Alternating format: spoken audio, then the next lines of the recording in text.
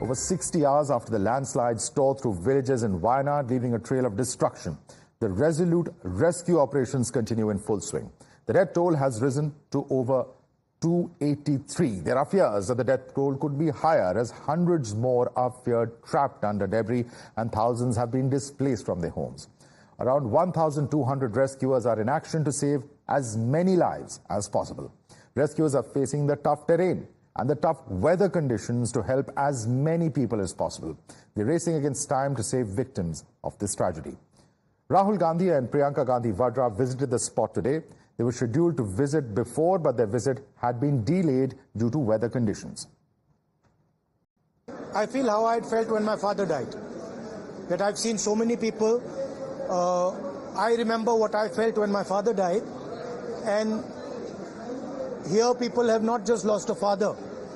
They've lost the whole family, entire family, brother, sister, mother, father. So I know what I felt, and this is much worse than that. And it's not one person who's feeling it, it's thousands of people who are feeling it. So it's very, very sad. And I think we all owe these people respect, affection, and we should all be standing with. Look, I don't think this is the place or the time to talk about political issues. People here require help. So I think the time right now is to make sure that all the assistance comes. There are people here who are in shock. They need medical assistance. So I think those are the things we should be discussing. Let me finish. I'm not interested in politics right now. I'm interested in the people of Wayanad. I'm interested in them getting the best possible care, best possible protection, and being looked after for the future. I feel very similar to what my brother feels. We have spent the whole day meeting people who have suffered. It's an immense tragedy. We've met a little boy who was holding on for 6 hours trying to save his mother, and he failed. Not just his mother, his whole family. His whole family. And he managed to save his grandmother, but he failed to save his mother. We can only imagine the kind of pain that people are suffering. And as my brother said, they've lost their entire families. So we are here to give as much comfort and support as we can, to help in any way we can. But who's responsible for this disaster? Amidst the political face-off, the IMD bulletins issued on the 29th of July clearly show that an orange alert had been issued to the state with a warning of the possible impact of flash floods, landslides, mudslides and landslips. The IMD bulletin also suggested that vulnerable structures should be avoided. Remember that Union Home Minister Amit Shah also addressed both houses of parliament yesterday to state that the centre had given multiple warnings to the state on multiple occasions, July 23rd, July 24th, 25th and 26th as well. The Kerala Chief Minister though claimed that warnings were issued very late.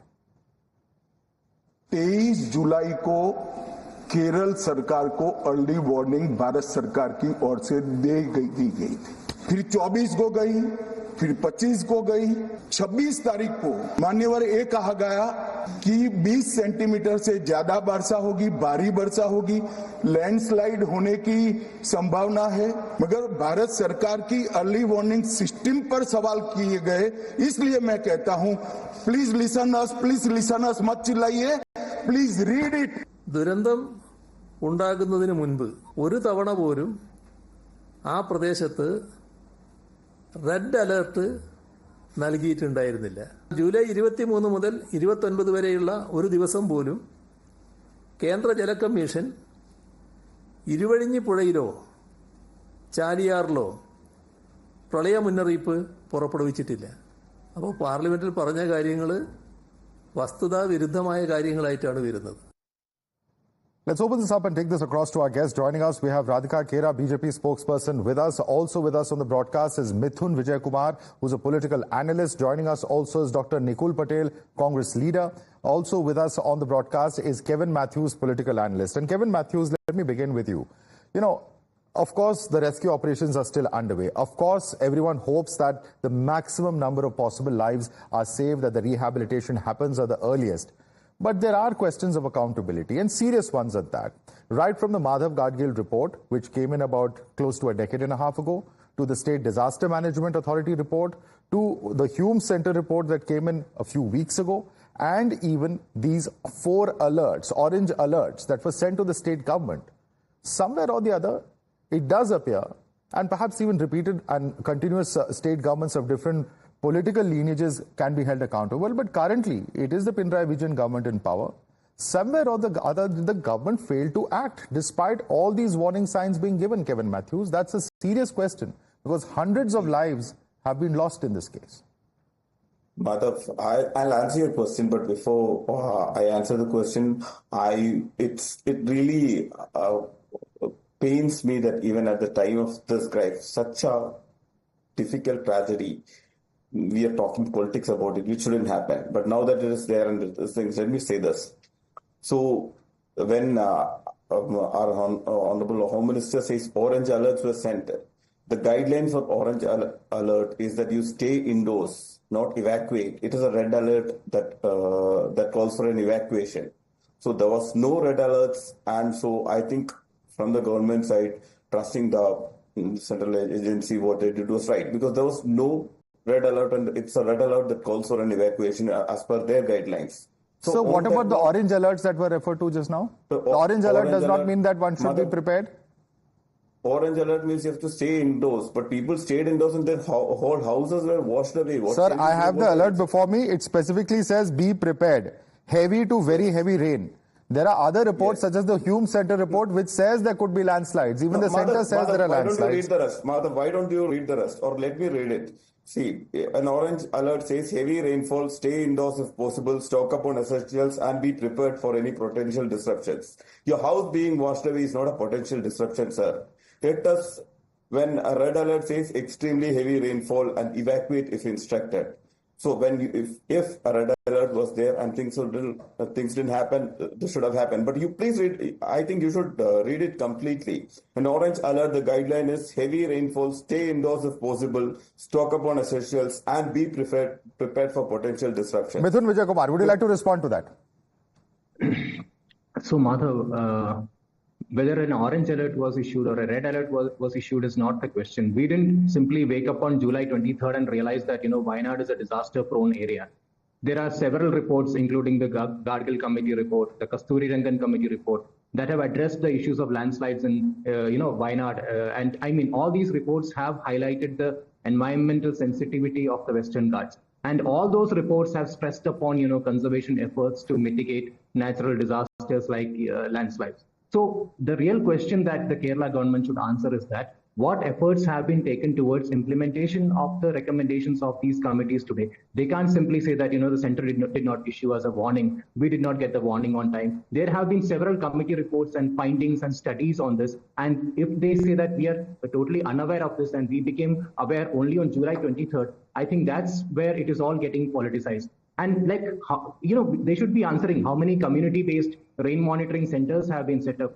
What efforts have been taken towards controlling deforestation and unplanned construction activities. And if you see, road constructions are done without assessment of the carrying capacity. There are many such examples that we can quote. Unscientific methods of, construction are becoming common in Wayanad and the nearby areas. Unplanned constructions in the name of ecotourism is kind of rampant in the region. Now, the Kerala government is also proposing an underground tunnel to cut down the distance between Calicut and Wayanad. So, is this all happening in a planned way? And Kevin Matthews, the problem is this, that the crass commercialization, and perhaps Kerala is not the only state. We've seen similar tragedies unfold in Kedarnath. We've seen similar scenes in Himachal in the past. It's a problem in state after state. But the biggest irony in Kerala is that there is a leftist government that's allowing this unbridled commercialization, crass at that, in eco-sensitive zones, which has ultimately led to this. That's the sad reality, sir.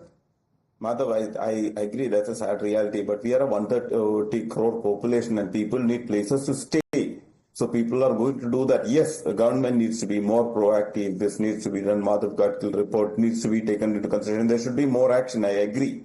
But today is not the right time to start calling names. Today is the time where we stand together, we stand as a unit, and we, instead of being divisive, instead of being doing the blame game. That can come later once these people are being rehabilitated. Then you can do the blame game. Please, I am completely open to that. And these things should be, these questions should be asked and answered. People should be taken to task. I agree. But today is not the time for it, sir. I'm very sad. Today is not the time for it. And what the Honorable Home Minister did and what the Chief Minister Radhika Khera, it's a time of tragedy. Sad. The rescue operations are still on. Don't politicize it at the moment. There should be questions of accountability, but now is not the time, says the left. Please respond. Wayanad is ravaged by a tragedy, which could have been averted had Rahul Gandhi done the needful as a member of parliament, had the government in power done the needful. But unfortunately, they have always ignored Wayanad. Rahul Gandhi has never cared for Wayanad. I have no, when we talk about the government in power in Kerala, we know how lethargic they are and how they don't care about their own people. Let's talk about Rahul Gandhi, who is there for his political tourism over there today. He has used Wayanad for his own political benefits. For serving 5 years as member of parliament and not doing enough to ensure that Wayanad could be safe from these landslides. Do you remember in his tenure in February 2023, ISRO had placed Wayanad at the 30th place of a list of 147 districts in India or on the landslide atlas of India. What did Rahul Gandhi do after that? Did he speak to his alliance partners, who is in alliance with other states, a part of the India bloc? Did he speak to them? No. Did he take any action? Did he do anything to ensure that this thing could have been averted? Did he do anything to create an awareness amongst the people or, come up with a plan if something like this happens? How are we going to cope up with it? Any emergency plan, any rescue team operation plan? Did he speak to the local district people? Did he speak to anyone? Any sort of trainings were done to ensure that people would be able to save themselves? Nothing. What did he do? He just sat there. Now, at the time when people of Wayanad needed him, where was Rahul Gandhi? He was busy tweeting with his sister and saying that, we are not getting permission to land, giving lame excuses. When the matter of the fact is that Union Minister, Shri George Kurian and RSS workers, everybody reached there. But Rahul Gandhi could not go there. He could not go to the nearest airport and take the... Nikul Patel. Okay, I got your point. Let Nikul come in. Nikul Patel, the allegation of the BJP... But let me just complete. The love of the Gandhis for tragedy tourism is finishing Wayanad and is hampering the entire nation. They have to control their tragedy tourism. The sister of Rahul Gandhi, ever since she decided to contest for the by-election, has she gone to Wayanad? Has she taken this into account? All these warnings are issued. Radhika, we got your point. Let's get in a response. It's a limited time debate, please. Nikul Patel, please respond to Radhika Khera, the BJP spokesperson. Please unmute yourself and speak, Nikul.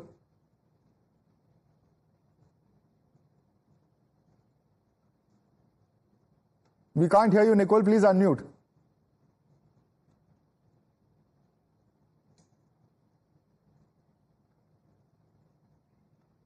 Okay, I think there's some audio problem there. Let me ask you a question. Radhika Khera, end of the day, yes, he's a member of parliament, but it is ultimately for the state government to take this action. Can we really hold Mr. Rahul Gandhi accountable? Because if there is, for instance, a state disaster management authority report which says that these 4,000 people have to be relocated, is that Mr. Rahul Gandhi's job or is that the state government's job is the obvious question.